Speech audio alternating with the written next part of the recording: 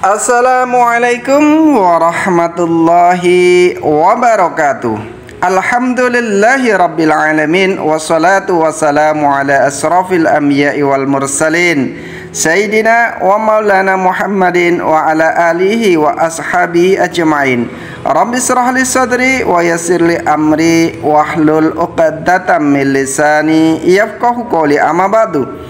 Para pemirsa yang dirahmati Allah Subhanahu wa taala, alhamdulillah kita panjatkan puji syukur kehadirat Allah Subhanahu wa taala, di mana atas limpahan rahmatnya lah, atas hidayah dan taufiknya lah, kita ditetapkan untuk istiqomah di jalan Allah dan Rasulnya, mampu menjalankan semua syariatnya dan meninggalkan larangan-larangannya.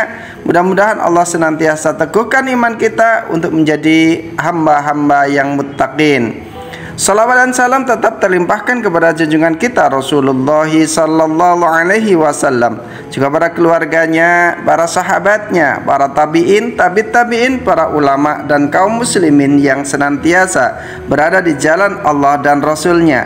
Para pemirsa, alhamdulillah kita dipertemukan kembali dalam agenda Ngabalis Ngaji Bareng Al-Kais. Kali ini akan membahas tentang amalan yang mampu mengantarkan kita memasuki surga Allah Subhanahu wa taala. Al-Faqih menuturkan dari Abul Qasim Abdurrahman bin Muhammad, dari Farid bin Marduwaih, dari Muhammad bin Al-Fadl, dari Ali bin Yunus Al-Abdi, dari Abu Aun Al-Basri, dari Salamah bin Dirar, dari seorang penduduk Syam, di mana ia telah menceritakan ketika bertemu dengan Rasulullah sallallahu alaihi wasallam. Dia berkata, "Akhbirni bi amalin wahidin adkhulu bihil jannah." Maka seorang penduduk Syam ini mengatakan kepada Rasulullah, "Beritahukanlah kami ya Rasulullah, beritahukanlah aku tentang satu amalan yang dapat mengantarkanku masuk surga." Maka Rasulullah sampaikan, qala kun muadzina qaumika yajma'u bika salatahum. Maka Rasulullah sallallahu alaihi wasallam bersabda, jadilah kamu orang yang mengumandangkan adzan bagi kaummu. Kemudian orang penduduk Syam ini pun berkata, qala ya Rasulullah illam atiq. Wahai Rasulullah, saya tidak mampu untuk mengumandangkan adzan. Maka Rasulullah sampaikan, qala kun imama qaumika yuqimu bika salatahum. Maka Rasulullah sallallahu alaihi wasallam bersabda, jadilah kamu imam bagi kaummu di mana mereka dapat mengerjakan salat bersama kamu. Maka seorang penduduk Syam ini pun berkata, qala fa illam atiq ya Rasulullah, maka saya belum mampu ya Rasulullah. Qala fa alaika bis safil awwali. Maka Rasulullah sallallahu alaihi wasallam bersabda, hendaklah kamu selalu berada dalam shaf terdepan dalam salat itu.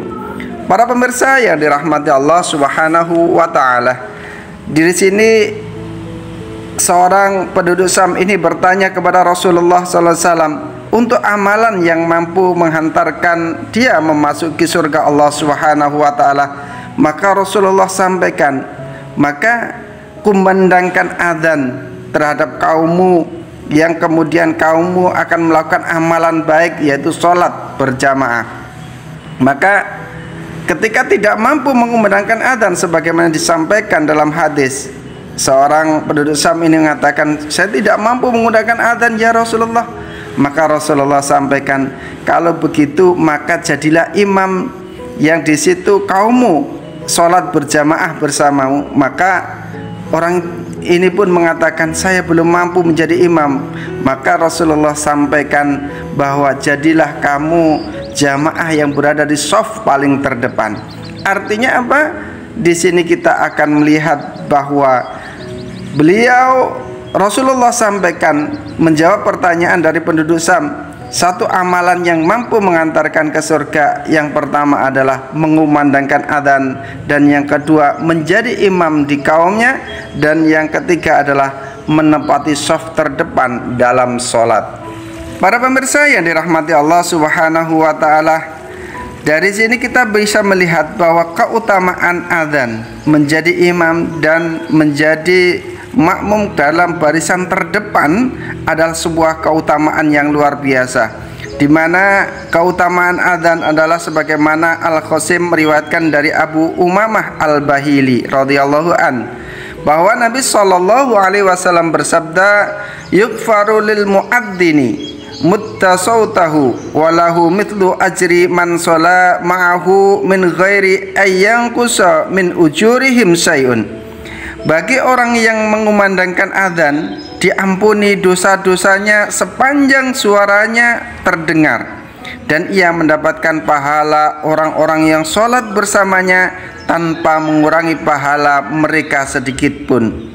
Dalam hadis yang lain diriwayatkan dari Sa'ad bin Abu Waqqas radhiyallahu an dari Kaulah binti Al-Hakim As-Salamiyah, bahwa Rasulullah sallallahu alaihi wasallam bersabda, "Wal muadzinu huwa hajibullahi ta'ala yu'tihi bikulli adzanin thawaba alfi nabiyyin."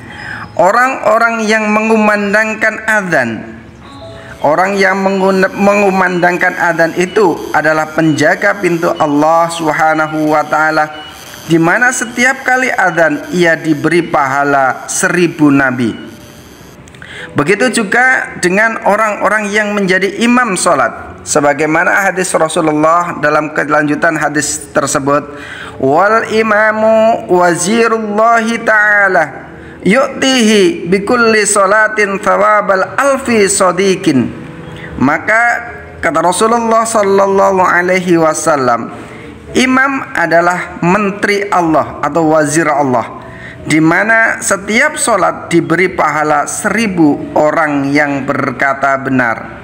Oleh karena itu, kita mempunyai amalan yang luar biasa yang telah ditunjukkan oleh Rasulullah, yang mampu mengantarkan kita ke surga Allah Subhanahu wa taala, yaitu yang pertama, hendaklah kita bisa mengumandangkan dan biasa mengumandangkan azan setiap datang waktu sholat, karena itu akan mengampuni dosa-dosa kita sepanjang suaranya terdengar, dan akan diberikan oleh Allah Subhanahu wa taala pahala orang yang sholat bersamanya tanpa mengurangi pahala mereka sedikit pun.